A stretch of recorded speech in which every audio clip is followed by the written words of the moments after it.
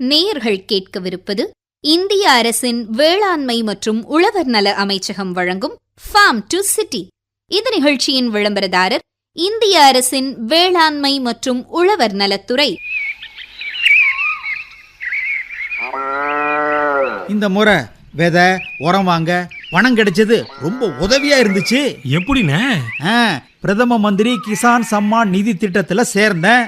ஆண்டுக்கு 6000 ரூபாய் 3 தவணைகளா நேரடியா வங்கி கணக்குக்கு வந்துச்சுல்ல.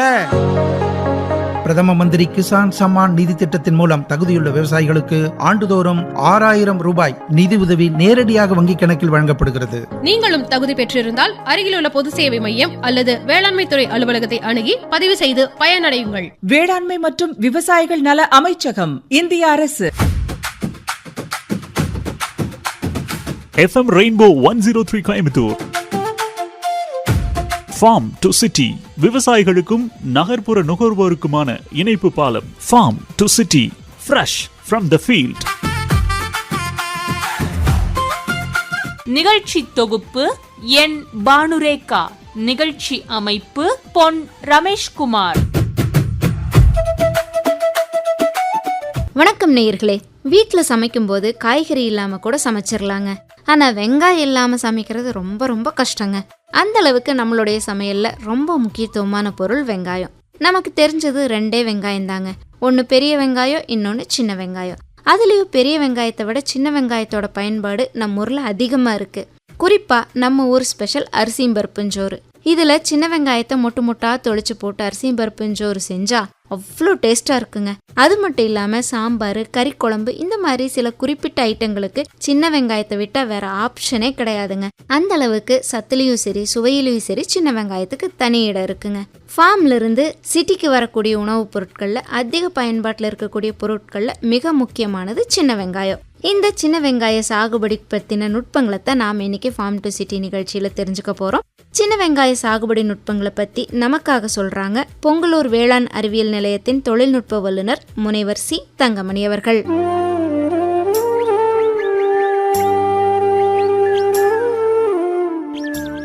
அன்பார்ந்த விவசாய பெருங்குடி மக்களுக்கு வணக்கம். இன்றைய நிகழ்ச்சியில் வெங்காய சாகுபடி பற்றி ஒரு பார்வை. மனிதனுடைய அன்றாட வாழ்வில் காய்கறிகள் மிக முக்கியமான இடத்தை வகிக்கின்றன. காய்கறி பயிர்களில் வெங்காயம் பிரதான பயிராக பயிரிடப்படுகிறது. இதிலும் சிறிய வெங்காயம் அதிகமாக சாம்பாருக்காக பயிர் செய்யப்படுகிறது.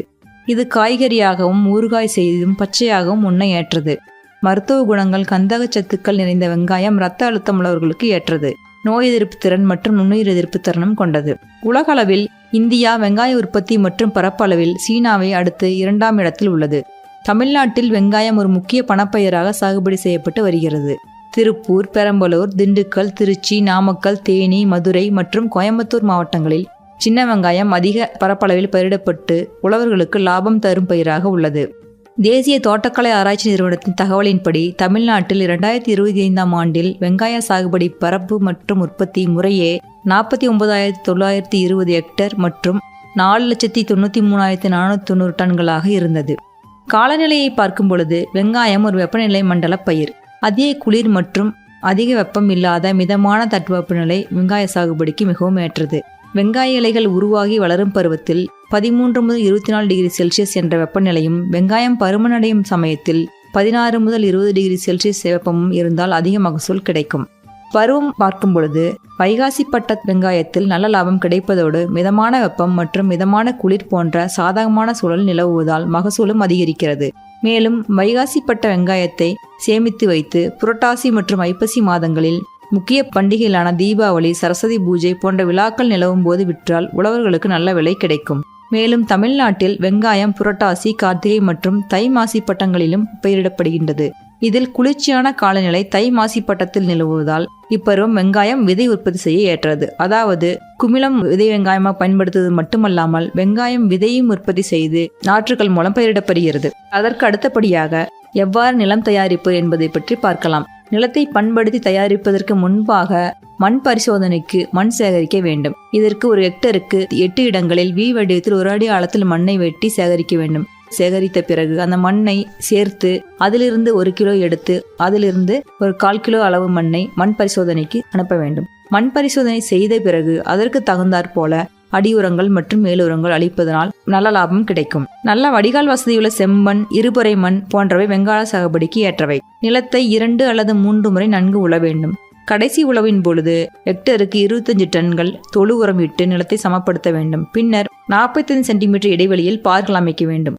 சொட்டுநீர் பாசன முறையில் நடவு செய்ய 1 மீட்டர் அகல மேட்டுப்பாத்திகள் அமைத்து 15க்கு 10 சென்டிமீட்டர் இடைவெளியில் நட வேண்டும். அதாவது 15 சென்டிமீட்டர் இடைவெளியில் வரிசைகளும் 10 சென்டிமீட்டர் இடைவெளி செடிக்கு செடி என்ற இடைவெளியில் நாற்றுக்களை நட வேண்டும். அடியுரமாக ஹெக்டருக்கு 30 கிலோ தலைச்சத்து, 60 கிலோ மணிச்சத்து, 90 கிலோ சாம்பல் சத்து கொடுக்கக்கூடிய ரசாயன உரங்களை நிலம் தயாரிக்கும் பொழுது இட வேண்டும். இந்த தலைச்சத்துக்கள் அடியுரம் தயாரிக்கும் பொழுது urea 66 kilo, super phosphate 375 kilo, உயிரிட்ட பொட்டாஸ் 50 கிலோ என்ற அளவில் இட வேண்டும். நட்ட 30 நாட்கள் கழித்து மீதமுள்ள 30 கிலோ தலைச்சத்தை 66 கிலோ யூரியா என்ற அளவில் அளித்து மண் அணைக்க வேண்டும். இப்பொழுது ரகங்களை பற்றி பார்ப்போம். வெங்காயத்தில் குமிழம் மூலம் நடவு செய்ய கோ 4 என்ற ரகமும், விதை மூலம் சாகுபடி செய்ய கோ ஆனியன் 5 அல்லது கோ 6 என்ற ரகமும் உள்ளன. அதாவது விதையின் மூலம் விதை செய்யறதுக்கு நாற்று விட்டு நடவு செய்ய வேண்டும். குமிழம் மூலம் நடவு செய்ய குமிழத்தை நேரடியாகவே நடவு வயலில் நடவு செய்யலாம். குமிழம் மூலம் நடவு செய்ய ஹெக்டருக்கு 1000 கிலோ வெங்காய குமிழம் தேவைப்படுகிறது. விதை மூலம் நாற்று விட்டு நடவு செய்ய 2.5 கிலோ வெங்காய விதை தேவைப்படுகிறது. இதுபோல நாற்றங்கால் தயாரிக்கும் பொழுது கோ ஆனியன் 5 அல்லது கோ 6 என்ற ரக விதையை 2.5 கிலோ என்ற அளவில் எடுத்துக்கொள்ள வேண்டும். இதனை மேட்டுப்பாத்திகளில் அமைக்க வேண்டும். விதைப்பதற்கு முன் விதை நேர்த்தி செய்ய வேண்டும். 1 கிலோ விதைக்கு 2 கிராம் காப்டான் அல்லது திரம் கலந்து விதை நேர்த்தி செய்வது நல்லது. இல்லையேல் இயற்கை முறையில் விதை நேர்த்தி செய்யும் பொழுது 1 கிலோ விதைக்கு 10 கிராம் பேசிலஸ் அல்லது 4 கிராம் ட்ரைகோடர்மா விரிடி கலந்து 24 மணி நேரம் வைத்து விதைக்கலாம். இதனால் விதை மூலம் பரவும் நோய்களை கட்டுப்படுத்தலாம். மேட்டுப்பாத்தி அமைக்கும் பொழுது நன்கு மக்கிய தொழு உரத்தை கலந்து நாற்றங்கால் தயார் செய்ய வேண்டும். பிறகு பாத்திகளின் குறுக்கே 10 to 12 சென்டிமீட்டர் இடைவெளியில் கோடுகள் இட்டு கோடுகள் விதைகளை பரவலாக தூவி மெல்லிய மணல் கொண்டு மூடி விட வேண்டும். பின்னர் வைக்கோல் கொண்டு மேட்டுப்பாத்திகளை மூடிவிட்டு பூவாளியின் மூலம் தினமும் காலை மாலை இருமுறையும் நீர் தெளிக்க வேண்டும். விதை விதைத்த 7 முதல் 8 நாட்களில் விதைகள் முளைக்க தொடங்கிவிடும். அதன் பின்னர் வைக்கோலை நீக்கிவிடலாம். நாற்றுக்களை வைகாசி பட்டத்தில் நடவு செய்ய சித்திரை மாதத்தில் மேட்டுப்பாத்திகளை அமைத்து நர்சரி அமைக்க வேண்டும். சுமார் 40 முதல் 45 வயதுடைய நாற்றுக்களை நடவு வயலில் நடலாம். நடும் பொழுது 40 முதல் 45 வயதுடைய நாற்றுக்களை நடவு வயலின் பார்களின் 2 பக்கமும் சரிவில் 10 சென்டிமீட்டர் இடைவெளி விட்டு நட வேண்டும். சொட்டு நீர் பாசன முறை நடவு செய்ய 1 மீட்டர் அகல மேட்டுப்பாத்திகளில் 15க்கு 10 சென்டிமீட்டர் என்ற இடைவெளியில் நடவு செய்ய வேண்டும். வெங்காய குமிழத்தின் மூலம் இனப்பெருக்கம் செய்யும் போது வெங்காயத்தை பார்களின் சரிவில் இருபுறமும் அல்லது சொட்டு நீர் பாசன முறையில் நடவு செய்ய மேட்டுப்பாத்திகளில் 15க்கு 10 என்ற சென்டிமீட்டர் இடைவெளியிலும் ஊன்ற வேண்டும். வெங்காயத்தில் நீர் நிர்வாகம் மிகவும் முக்கியமானது. நாற்றுக்களை நட்ட அல்லது குமிழம் விதைத்த 3வது நாள் உயிர்த்த நீர் பாய்ச்ச வேண்டும். பின்பு 5 நாட்களுக்கு ஒரு முறை மண்ணின் தன்மைக்கேற்ப நீர் பாய்ச்ச வேண்டும். வெங்காயம் பருமனடையும் சமயத்தில், அதாவது நட்ட அல்லது விதைத்த 40 நாட்களிலிருந்து மண்ணின் ஈரப்பதம் குறைந்தால் வெங்காயம் பருமனடைவது பெருமளவில் பாதிக்கப்படும். வெங்காயத்தில் அடுத்ததாக மிக முக்கியமாக கவனிக்க வேண்டியது கலை நிர்வாகம் ஆகும். வெங்காயத்தின் கலை நிர்வாகம் முக்கியமானது, இல்லையெனில் மகசூல் பாதிக்கப்படும். நட்ட அல்லது விதைத்த 48 மணி நேரத்திற்குள் ஆக்சிஃப்ளோரோஃபென் 1 லிட்டருக்கு 1.5 மில்லி அல்லது 2 மில்லி மருந்தை நீரில் கலந்து கைத்தளிப்பான் கொண்டு தெளிக்கலாம். இல்லையெனில் பெண்டிமெத்திலின் 3 மில்லி 1 லிட்டருக்கு என்ற அளவில் கைத்தளிப்பான் கொண்டு நட்ட உடனே தெளிக்க வேண்டும். நடவு செய்த 30 நாட்கள் வரை களை முளைக்காதவாறு கட்டுப்படுத்த இயலும். பின்னர் 30 நாட்களுக்கு பிறகு ஒரு கைக்களை எடுப்பதன் மூலம் சிறந்த முறையில் களை நிர்வாகம் செய்து விளைச்சலை அதிகரிக்கலாம். பூச்சிகளில் இலைப்பேன் மிக முக்கியமானது. வெங்காய பயிரை தாக்கும் பூச்சிகளில் இது சாம்பல் பூச்சி என்று அழைக்கப்படுகிறது. இலைப்பேன்கள் வெங்காய இலைகளின் சாற்றை உறிஞ்சி சேதத்தை ஏற்படுத்துகின்றன. இவை இளம் வெங்காயத்தாள்களையும் புதிதாக தோன்றும் இலைகளையும் தாக்கி சாறை உறிஞ்சிவிடும். இதனால் இலைகள் வெண்திட்டுக்களாக ஆரம்பத்தில் காணப்படும். இறுதியில் இலைகள் நுனியிலிருந்து காய்ந்த தோற்றத்தை அளிக்கும். தீவிரமாக தாக்கப்பட்ட பயிர்கள் காய்ந்து கருகிவிடும். இதனை கட்டுப்படுத்த தாக்குதலின் ஆரம்ப நிலையில் வேம்பு சார்ந்த பூச்சிக்கொல்லி அசாடிரெக்டின் 2% 2 மில்லி என்ற கரைசலை நீரில் கலந்து தெளிக்கலாம். பூச்சிக்கொல்லிகளான ப்ரொஃபனாஃபாஸ் 2 மில்லி 1 லிட்டர் நீரில் கலந்து தெளித்து பெண்களை கட்டுப்படுத்தலாம். இதனை தெளிக்கும் பொழுது கைத்தளிப்பான் கொண்டு ஒட்டும் திரவம் கழிந்து தெளித்தால் கட்டுப்பாடு சிறந்த முறையில் இருக்கும். அதற்கு அடுத்தபடியாக வெட்டுப்புழு இலைகளை அரித்து சல்லடை போன்று ஆக்கும். இவை பொதுவாக புரட்டாசி ஐப்பசி மாதங்களில் நடவு செய்யப்படும் பயிர்களில் பெருத்த சேதத்தை ஏற்படுத்துகின்றன. இதனை கட்டுப்படுத்த இனக்கவர்ச்சி பொறி ஹெக்டருக்கு 12 என்ற அளவில் வைத்து ஆண் அந்துப்பூச்சிகளை கவர்ந்து அழிக்கலாம். இதற்கு அடுத்தபடியாக ஊதா நிற இலைக்கருகொள் நோய் என்ற நோயை பற்றி பார்க்கலாம். வெங்காய சாகுபடியில் பெருத்த மகசூல் இழப்பு ஏற்படுத்தக்கூடிய நோய்களில் மிகவும் முக்கியமானது ஊதா நிற இலைக்கருகொள் நோய் ஆகும். இந்நோய் பெரும்பாலும் குளிர்காலத்தில் பயிரிடப்பெறும் பயிரில் மார்கழி தை மாதங்களில் அதிகமாக காணப்படும். எனவே உழவர்கள் இதனை பனிச்சூறை நோய் என்று அழைக்கின்றனர். இந்நோய் தீவிரமாக தாக்கும் பொழுது மகசூல் இழப்பு அதிகமாக இருக்கும். இந்நோயின் அறிகுறியாக இலைப்பகுதி வெளிரி பச்சையம் இழந்து நீள்வட்ட வடிவிலான ஊதா நிற புள்ளிகள் தென்படும். இதனிடையே கருப்பு நிற புள்ளிகள் பூசண வித்துக்கள் உற்பத்தியாகும். நோய் தீவிரமாகும் போது பல புள்ளிகள் ஒன்று சேர்ந்து செடி முழுவதிலும் பரவி பாதிப்பை ஏற்படுத்தி இலைகள் காய்ந்து கருகிவிடும். இலைகள் பாதிப்படைவதால் வெங்காயம் சரிவர முதிர்ச்சியடையாமல் மகசூல் இழப்பு ஏற்படும். இதனை கட்டுப்படுத்த நோய் தாக்கப்படாத வயல்களில் இருந்து நடவு வெங்காயம் தேர்வு செய்ய வேண்டும். ஏனெனில் விதையில் சுமார் 7 முதல் 8 மாதங்கள் வரை பூஞ்சானம் தங்கி அடுத்த பயிரை தாக்கும். அதற்கு அடுத்தபடியாக பனிப்பொழிவுடன் கூடி குளிர்ந்த இரவு, மிதமான பகல் வெப்பநிலை, அதிக காற்றின் ஈரப்பதம் முதலானவை இந்நோய் பரவ சாதகமான சூழ்நிலைகளாகும். எனவே பனிக்காலங்களில் பயிரிடாமல் தவிர்த்து வைகாசி பட்டத்தை தேர்ந்தெடுக்கலாம். இதனை கட்டுப்படுத்த 1 லிட்டருக்கு மேங்கோசப் 2 கிராம் அல்லது குளோரோதலனில் 2 கிராம் அல்லது டெபுகொனசல் 2 மில்லி என்ற மருந்துகளில் ஏதேனும் ஒன்றை மட்டும் ஒட்டும் திரவம் கலந்து சோப்பு கரைசல் 1 மில்லி என்ற விகிதத்தில் கலந்து தெளிக்க வேண்டும். நோயின் தாக்குதலை பொறுத்து 10 நாட்கள் இடைவெளியில் 3 முறை தெளித்து இந்நோயினை கட்டுப்படுத்தலாம். அதற்கு அடுத்தபடியாக வெங்காய அழுகல் அல்லது ஆடல் நோய். வெங்காய பயிரின் ஆரம்ப வளர்ச்சி பருவத்தில் தோன்றும் இந்நோயானது பெரும்பாலும் வைகாசி பட்டத்தில் பயிரிடப்படும் பயிரில் அதிகமாக காணப்படும். நோய் பாதித்த செடிகளில் இலைகள் மஞ்சள் நிறமடைந்து தோண்டு காய்ந்துவிடும். இதனை விவசாயிகள் கோழிக்கால் நோய் என்று அழைக்கின்றனர். நோய் தாக்கப்பட்ட செடியில் வெங்காயம் மற்றும் வேர்கள் அழுகி காணப்படும். விதை மூலம் மண்ணில் உள்ள பூசணத்தின் மூலமும் பரவக்கூடியது. எனவே நோய் தாக்காத விதை வெங்காயம் தேர்வு செய்தல் மிக அவசியம். நோய் பாதிப்பு அதிகம் இருக்கும் வயலில் பயிர் சுழற்சி செய்ய வேண்டும். விதை நேர்த்தியாக 1 கிலோ விதைக்கு பேசிலஸ் எதிர் உயிரி 10 கிராம் மற்றும் ட்ரைகோடர்மா 4 கிராம் என்று விதை நேர்த்தி செய்ய வேண்டும். இல்லையெனில் கார்பன்டசிம் 2 கிராம் என்ற அளவில் விதை வெங்காயத்துடன் விதை நேர்த்தி செய்ய வேண்டும். நோய் தாக்கப்பட்ட செடிகளை பிடுங்கி எறிந்து விட்டு அந்த இடத்தை சுற்றிலும் 0.1% கார்பன்டசிம் அல்லது 0.25% காப்பர் ஆக்சிகுளோரைடு கரைசலை மண்ணில் ஊற்ற வேண்டும். நட்ட 30ஆம் நாள் 2.5 கிலோ பேசிலஸ் 4.5 கிலோ ட்ரைகோடர்மாவை நன்கு மக்கிய 30 கிலோ தொழு உரத்துடன் கலந்து மண்ணில் இட வேண்டும். இதற்கு அடுத்தபடியாக அறுவடைக்கு முன்பாக பின்பற்ற வேண்டிய முன்சார் தொழில்நுட்பங்களை பற்றி பார்க்கலாம். வெங்காயம் அறுவடைக்கு 1 மாதம் முன்பு சைக்கோசல் என்ற வளர்ச்சி தடுப்பானை 200 ppm என்ற அளவில் கார்பன்டசிம் 1000 ppm மருந்துடன் கலந்து தெளிக்க வேண்டும்.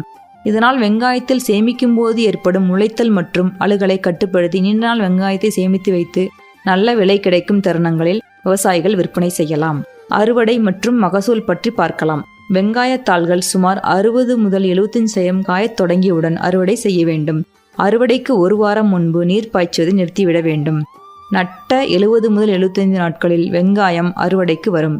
தாள்களுடன் வெங்காயத்தை பிடுங்கி பின்னர் மேல் தாள்களை நீக்கி வெங்காயத்தை காய வைக்க வேண்டும். பின்பு நல்ல காற்றோட்டமான குடிசைகளில் அல்லது பாரம்பரிய பற்றை முறை மூலம் வெங்காயத்தை சேமித்து வைக்கலாம். ஹெக்டருக்கு 16 முதல் 18 டன்கள் வரை ரகங்களை பொறுத்து மகசூல் வேறுபடும். மேற்கண்ட பயிர் மேலாண்மை மற்றும் பயிர் பாதுகாப்பு முறைகளின் மூலம் தக்க பருவங்களில் வெங்காயத்தை பயிரிட்டு விவசாயிகள் லாபம் பெறலாம் என்பதில் எல்லளவும் ஐயமில்லை. மேலும் வெங்காய விதைகளை பெறுவதற்கு கோ5, கோ6 என்ற விதைகள் மூலம் உற்பத்தி செய்யக்கூடிய வெங்காய விதைகள் தமிழ்நாடு வேளாண் பல்கலைக்கழகத்தில் விற்பனைக்கு உள்ளன.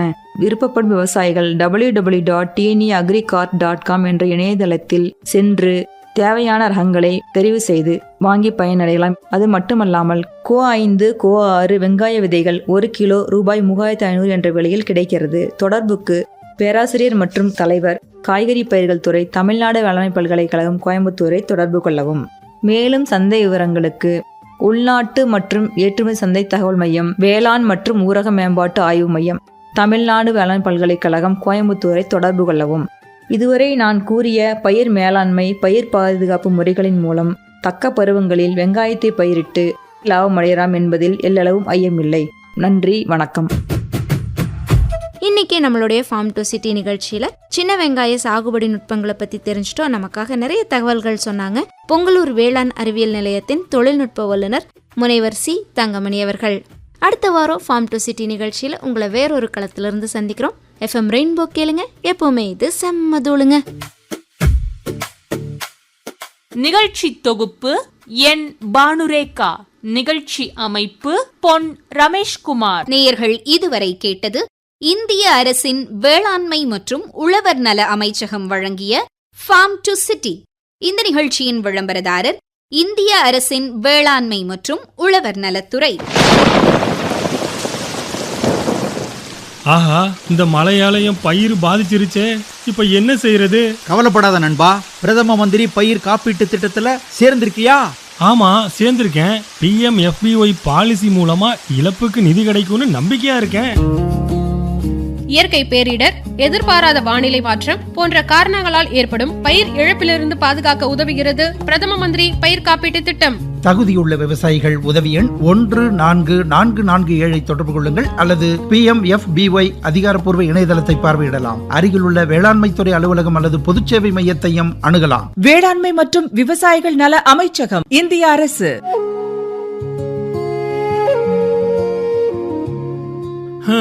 இந்த வருஷம் மகசூல் கொஞ்சம் குறைஞ்சிருச்சு. என்ன தம்பி, மண்ணை பரிசோதனை செஞ்சியா? இல்லையானே. முதல்ல உங்க மண்ணை பரிசோதனை செய்யுங்க. பிரதம மந்திரியின் மண் வள அட்டையால நம்ம மண்ணோட தன்மையை தெரிஞ்சு அதுக்கு ஏத்த மாதிரி எந்த உரம் எவ்வளவு போடணும்னு தெரிஞ்சுக்கலாம். செலவும் குறையும், மகசூலும் கூடும். அட அண்ணே, இது நல்லா இருக்கே. வளமான விவசாயத்துக்கு மண் ஆரோக்கியம் ரொம்ப முக்கியங்கிறீங்க.